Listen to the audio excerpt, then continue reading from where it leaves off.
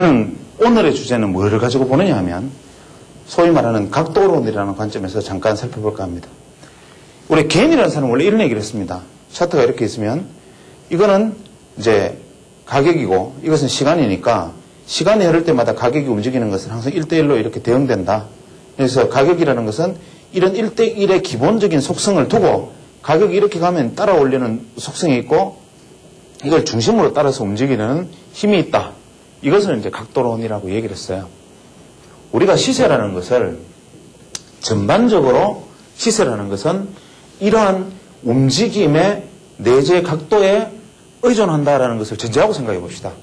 전반적으로 내재의 각도를 의미한다라는 것은 무슨 의미냐면 주가가 이렇게 움직이잖아요.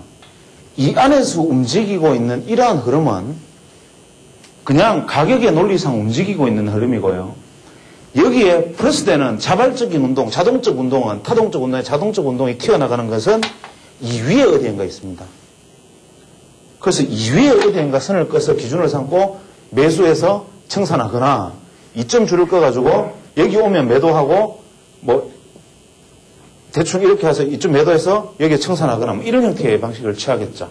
시장이 이렇게 움직이는데 나는 위에다 선을 꺼버린다. 그것도 눈 감고. 시장이 이렇게 떨어지고 있는데 나는 여기다 끄고 여기까지 오면 여기서 매도한다. 이러는 거. 오를 때 여기에 끊고 여기서 매수한다. 이게 객기로 보이시지요.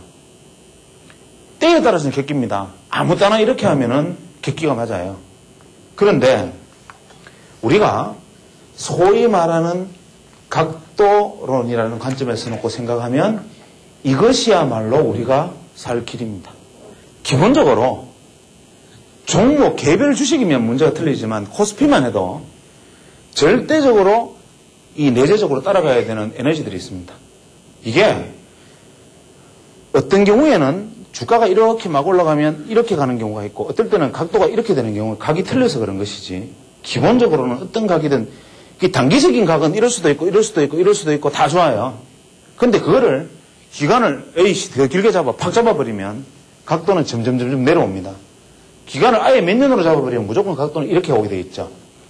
우리가 자 주가가 이렇게 막 움직였는데 이거를 각도를 끄는 개인식 각도 이론, 소위 말 고전적 각도 이론. 그 다음에 예전에 제가 쓴 그 강의록 백에서 청년 사람들 이야기를 들어보면 요거 연결돼가지고 요거 각도가 몇 도 이러고 있습니다. 그러면 나는 요거 각도로 얘기할 수도 있고 나는 요 각도로 얘기해도 되는데 요 각도는 왜 요거냐? 라고 물어보면 그냥 그게 뭐 지지선이고 뭐 이렇게 얘기를 하겠죠. 그렇지만 이 전체의 움직임을 반영한 게 왜 아래쪽 선입니까? 그렇진 않잖아요. 이 주가가 움직였던 궤적을 담지를 못하잖아요. 우리가 이동평균선이라는 걸 관점을 생각해봐도 이동평균선이 이런 거 아닙니까? 500원에서 주가가 똑같이 500원이 됐어요. 그죠? 500원에서 출발해서 500원이 됐는데 한 5일 이동평균선 같은 경우는 어떻게 됩니까? 이동평균선이 이렇게 옵니까? 이렇게 온단 말이에요. 이렇게. 쉽게 말하면 주가는 500원에서 500원인데 이동평균선은 이만큼 공간이 있어요. 이동평균선이 중요한 것은 매수 매도가 중요한 게 아니라 그 주식의 궤적을 살아온 역사를 가르쳐주기 때문입니다. 우리가 매매 행태에서 가장 정상적인 1대1의 논리를 반영해 줄 수 있는 각도는 뭐냐면 14일 내지 15일 이동평균선입니다. 이 차트 안에서 가격이 움직일 때 소위 말하는 가격은 이렇게 크게 보면 이렇게 움직인다는데 근접하게 맞추면 그렇다 이 말입니다.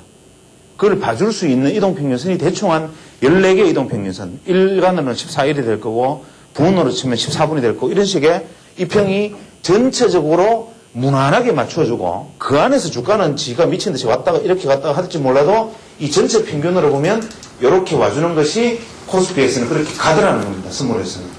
그럼 그 안에서 무엇이 내가 가는 관성 플러스 자본의 힘으로 내가 또 튀어나가는 힘을 반영하느냐.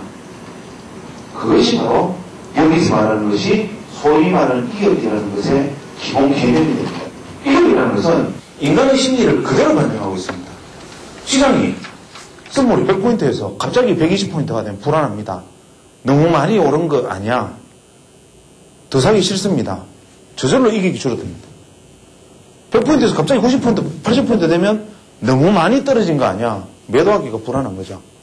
그것은 뭐냐면 이격이 끌어내리는 힘은 상승 추세에서 이격을 벌려서 올라가는 힘은 능동적입니다.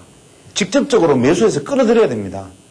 이격이 좁아지는 힘은 수동적입니다. 저건 너무 많이 간 거 아니야 하면서 끌어들이려는 매수세들이 위축되는 것이죠. 매도 마찬가지입니다. 그렇기 때문에 이격이 확대되는 과정은 능동적이고 이격이 축소되는 과정은 수동적이에요. 차트가 이렇게 있습니다. 주식이 상승을 합니다. 이렇게 와서 상승을 해서 자, 이런 모습을 파동으로 보여줬다고 가정하죠. 이 아이가 여기까지 이겨가고 여기서 이겨가고를 비교해 보세요. 올라가는 과정에서 이격은 주가가 오른 것뿐만 아니라 이격은 계속 확대되고 있습니다. 여기서는 당연히 이격이 떨어지고 주가가 같이 떨어집니다. 여기 오면 영선이 되지요. 14일평이라면. 그러면 이격도의 그림은 어떻게 됩니까? 주가가 이렇게 이격이 갔다가 이렇게 0으로 돌아와 있죠. 이게 100이죠, 사실은. 그죠? 이게 110, 마이너스 110이니까 그냥 표현하기 따른데 이격이 100이다 하면 제로로 넣을 수도 있는 거죠. 그러면 여기서 다시 벌린다고 가정하죠. 여기 벌렸습니다. 여기까지 벌렸어요. 어떻게 됩니까? 주가가 고가를 갱신합니다. 맞습니까? 근데 이 최대 이격에 비해서 이 이격은 어떻습니까? 아직은 낮아요. 이것은 뭘 의미하냐면 고가를 돌파하고 죽을 수도 있다는 얘기예요. 그 다음에서 이 이격이 쭉쭉쭉쭉 확대되면 파동상 이 파동보다 이게 훨씬 더 큰 파동이었죠. 그 다음에는 우리는 무엇을 준비합니까? 그 다음 파동은 이것보다 적은 파동일 수 있잖아요. 주가는 높아지더라도. 쉽게 말하면 청상파동이죠. 여기 또 이격이 쭉쭉쭉 축소되다가 넓혀지기 시작하는데 여기 오면 주가는 고가를 돌파했습니다. 돌파를 했는데 어라? 분명히 주가는 고가를 돌파했는데 이격은 그때보다 낮습니다. 이것도 그러면 어떻게 되겠습니까? 가서 이렇게 온단 말이에요. 이격은. 분명히 이렇게 온단 말이에요. 주가는 고가를 돌파했는데 그 다음에 이렇게 오죠. 이렇게. 이게 다이버전스잖아요. 주가가 이격을 벌려나가는 파동이 마무리됐다는 건데 예를 들어서 우리가 횡보라는 걸 가정을 해보죠. 이격이 최대 이격이었고 이격이 조금 늘어졌지만 이것보다는 이격이 돌파하는데 실패했습니다. 주가는 고점을 돌파하는데 이격은 고점이 낮아졌죠. 다이버전스가 지금 발생했고 차트상으로 보면 다이버전스가 발생했을 겁니다. 이격도에서는. 그러면 여기서 계속 횡보를 하면 어떻게 됩니까? 분명히 주가는 움직임이 없거나 오히려 주가가 올라 있을 수도 있습니다. 그렇지만 이격도는 어떻게 됩니까? 마이너스로 가버리죠. 이게.